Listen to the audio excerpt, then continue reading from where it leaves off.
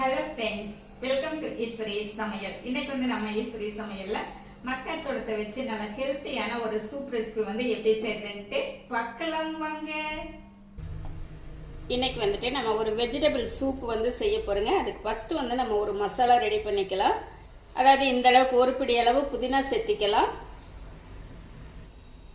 ஒரு கொத்தளவு மல்லி இலைகள் நம்ம பிச்சு சேர்த்திக்கலாங்க. இது எல்லாமே நான் க்ளீன் பண்ணி எடுத்து வச்சிருக்கேங்க. இந்த லெந்துக்கு ஒரு துண்டு இஞ்சி, 4 பல் பூண்டு. இப்போ இதை நைஸாக அரைச்சி எடுத்துகிட்டு வந்துடலாங்க. இந்த அளவுக்கு அரைபட்டு வந்திருக்குதுங்க. இப்போ கொஞ்சமாக தண்ணி சேர்த்திக்கலாம். ஒரு 1/4 டம்ளர் சேர்த்திக்கலாங்க.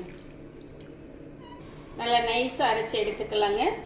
நம்ம அந்த மசால் அரைச்சிட்டுங்க. இந்த மாதிரி நல்லா வடிகட்டி எடுத்துகிட்டு வந்துட்டோம். இது சூப்பில் சேர்த்தும் போது நல்லாயிருக்கும். சரிங்களா? அந்த திப்பி திப்பியே இல்லாமல் சாப்பிட்றதுக்கு ரொம்ப நல்லாயிருக்கும். அதனால் இந்த மாதிரி வடிகட்டி எடுத்துட்டோங்க.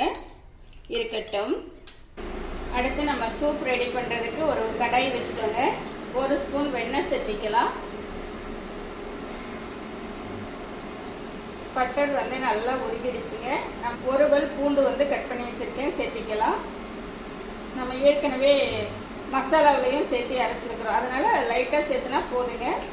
1 கப் சோளம் சேர்த்திக்கலாங்க. 1/2 கப் பீன்ஸ் பொடியை கட் பண்ணி வச்சுருக்கேன், சேர்த்திக்கலாம். அடுத்ததாக 1 கப் அளவு பச்சைப்பயிர் முளைக்கட்டி எடுத்து வச்சுருக்கேங்க, இதுவும் சேர்த்திக்கலாம். இப்போ சேர்த்திட்டு நல்லா கலந்து விட்டுறலாங்க. இது எல்லாமே நல்லா வதங்கட்டும். இப்போ எல்லாமே நல்லா வதங்கிடுச்சுங்க. அதாவது ஒரு பாதி அளவு நல்லா வதங்கி வந்திருக்குங்க. பார்த்தீங்களா? இந்த டைமில் நம்ம மற்ற பொருள்கள் எல்லாமே சேர்த்திக்கலாங்க. 1/4 ஸ்பூன் மஞ்சள்தூள்.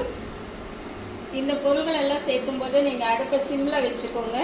1 ஸ்பூன் ஜீரகத்தூள், 1/2 ஸ்பூன் சோம்புத்தூள், 1 ஸ்பூன் மல்லித்தூள். உங்கள்கிட்ட ஜீரகத்தூள் சோம்புத்தூள் இல்லை அப்படின்னா நீங்கள் அந்த புதினா இலை அரைக்கும் போதே அது கூட ஜீரகமும் சோம்பும் சேர்த்து அரைச்சி வடிகட்டி எடுத்துக்கோங்க. சரிங்களா?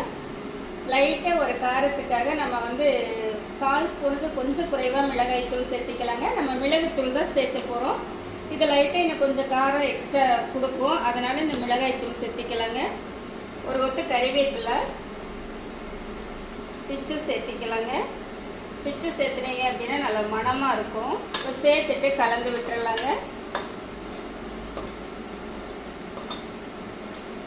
அடுப்பை சிம்மிலேயே வச்சு ஒரு 2 நிமிஷம் வதக்குனீங்க அப்படின்னா அந்த பச்சை வாசமெல்லாம் போயிடுங்க.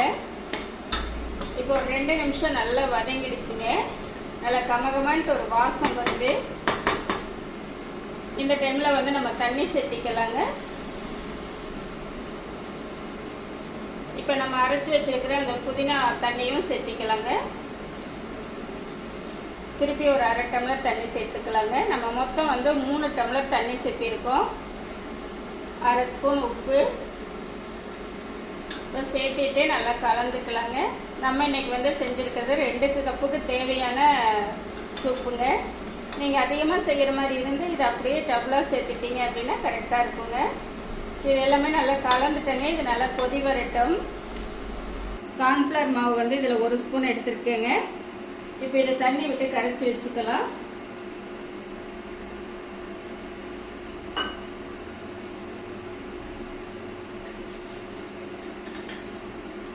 இப்போ கலந்து வச்சிட்டோங்க. இருக்கட்டும். இப்போ சூப் நல்லா கொதிச்சுட்டு இருக்குதுங்க. நம்ம காய்கறி எல்லாமே நல்லா வெந்துடுச்சு.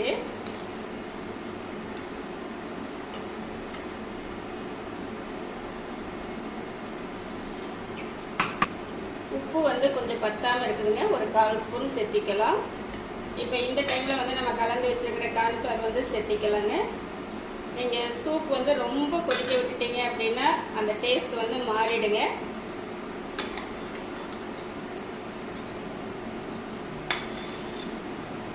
இப்போ நம்ம கார்ன்ஃப்ளவர் சேர்த்துன உடனே கொஞ்சம் கெட்டியாக இருக்குது பார்த்தீங்களா? இன்னும் கொஞ்சம் தண்ணி விட்டுக்கலாங்க.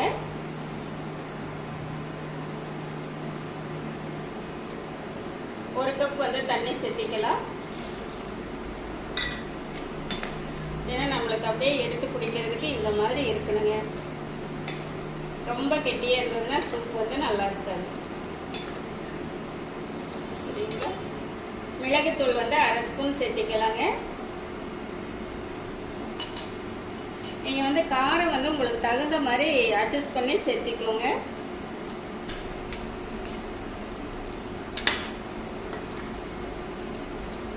இப்போ இன்றைக்கி வந்து நம்ம சேர்த்து செஞ்சுருக்கிறது பார்த்தீங்க அப்படின்னா எல்லாமே அளவுகள் கரெக்டாக இருக்குங்க. ரொம்ப காரமும் இல்லாமல் ரொம்ப மசாலாவும் இல்லாமல் ரொம்ப மைல்டாக சாப்பிட்றதுக்கு வந்து அவ்வளோ டேஸ்ட்டாக இருக்குது. குழந்தைகள்லேருந்து பெரியவங்க வரைக்கும் எல்லாருமே சாப்பிட்லாங்க. அந்த அளவுக்கு ஒரு நல்ல ஒரு டேஸ்ட்டில் இன்றைக்கி நம்ம செஞ்சுருக்கோம். ஒரு கொதி வரட்டும். நம்ம கார்ன்ஃப்ளவர் சேர்த்துட்டு அடுப்பை வந்து சிம்மில் வச்சு ஒரு 2 நிமிஷம் நல்லா கொதிக்க விட்டுட்டுங்க. இப்போ வந்து நம்ம எடுத்துக்கலாம்.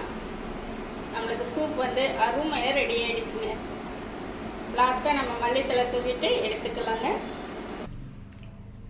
இப்போ நம்ம சூப் வந்து சர்வ் பண்ணிக்கலாங்க.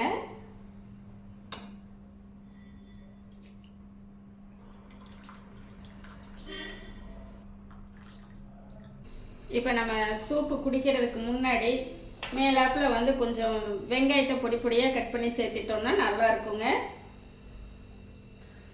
குழந்தைகளுக்கு வந்து வேண்டாங்க, அவங்க சாப்பிடுவாங்களா என்னன்னு தெரியாது. நீங்கள் பெரியவங்க சாப்பிடும்போது இந்த மாதிரி சேர்த்துட்டு சாப்பிட்டீங்க அப்படின்னா சாப்பிட்றதுக்கு அவ்வளோ நல்லாயிருக்கும். நமக்கு வெஜிடபிள் சூப் வந்து நல்ல ஜம்முன்னு அட்டகாசமான சுவையில் அருமையாக ரெடி ஆகிடுச்சுங்க. ஹெல்த் வைஸ்க்கு வந்து ரொம்பவே நல்ல சூப்புங்க. இது காலையில் வந்து நீங்கள் 11 o'clock சாப்பிட்லாம், ஈவினிங் 4 o'clock சாப்பிட்லாங்க. அவ்வளோ ஒரு ஹெல்த்தியான சூப்பு. நம்மளுக்கு கைகால் வலி, உடம்பு வலி இந்த மாதிரியெல்லாம் இருந்துச்சு அப்படின்னா இந்த சூப் எடுத்துட்டிங்க அப்படின்னா அது எல்லாமே பறந்து போயிடுங்க. அடுத்ததாக பார்த்தீங்க அப்படின்னா சுகர் உள்ளவங்க வந்து இந்த சூப் வந்து நீங்கள் அடிக்கடி எடுக்கலாங்க. உங்கள் உடம்புக்கு வந்து அவ்வளோ ஒரு நல்ல ஹெல்த்தை கொடுக்கும். சரிங்களா? இப்போ நம்ம செஞ்ச சூப் வந்து எப்படி இருக்குது அப்படின்ட்டு சாப்பிட்டு பார்க்கலாங்க. சரிங்களா? அப்படியே கான், பச்சை பயிறு, பீன்ஸு கூடவே நம்ம பச்சை வெங்காயமும் சேர்த்திருக்கோங்க.